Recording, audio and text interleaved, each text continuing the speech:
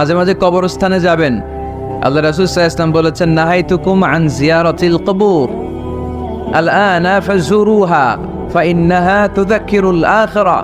একটা সময় ছিল যখন আমি তোমাদেরকে কবর জিয়ারত করতে নিষেধ করতাম, বলেছেন মুহাম্মদ সাল্লাল্লাহু আলাইহি ওয়াসাল্লাম, কিন্তু এখন নিষেধাজ্ঞা আমি প্রত্যাহার করে নিলাম। আল্লাহ রাসূল বললেন, এখন আর সমস্যা নাই, এখন যাও, কবরস্থানে যাবে, যে কবরবাসীদের সালাম দিবে, মাইয়িতদের জন্য দোয়া করবে, কি লাভ? ফাইন্নাহা তুযাক্কিরুল আখিরাহ, কবরে গেলে আখিরাত স্মরণ হয় না? আপনার আব্বার কবরে যদি যে দাঁড়ান, আপনার মনে পড়বে, আয় রে, ওই তো 7 বছর আগে আব্বাকে এখানে কাফনের কাপড় দিয়ে পেঁচিয়ে রেখে গেছিলাম, সময়ের ব্যবধানে, কালের আবর্তনে আমার ছেলেটাও তো আমার এখানে রেখে যাবে। কথা বলেন।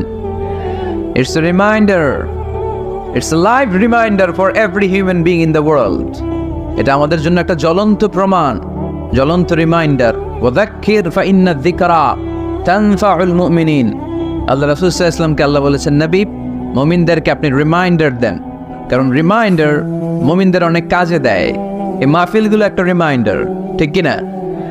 এরকম ময়দানে, খেতে, ফসলের খেতে শীতকালে তাফসীর প্রোগ্রামের এই ইতিহাস, এই ট্র্যাডিশন, এই ঐতিহ্য আমার মাতৃভূমি বাংলাদেশ ছাড়া পৃথিবীর কোথাও নাই। সব জায়গায় আছে তাজকিরা, কনফারেন্স, সেমিনার, কংগ্রেস, কিন্তু আমরাই মসজিদের আঙিনায়, ফসল খেতে, এই কোরআনের মজলিসে আসি।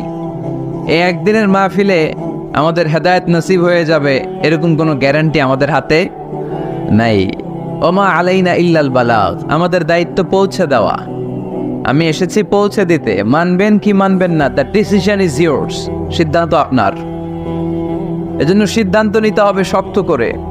একটা শক্ত সিদ্ধান্ত আপনারা জান্নাতি বানাতে পারে, আর আপনার একটা দুর্বল সিদ্ধান্ত আপনারা জাহান্নামের লাকড়ি বানাতে পারে।